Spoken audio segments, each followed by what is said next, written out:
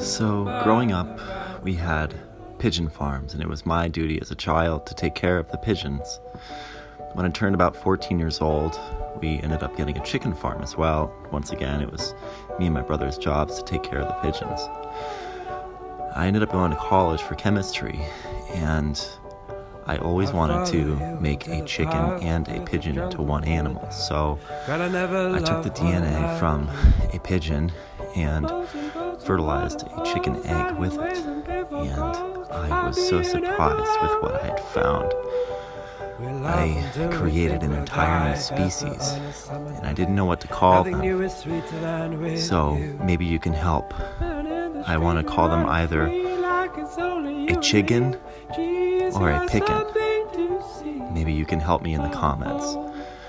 Thanks for watching.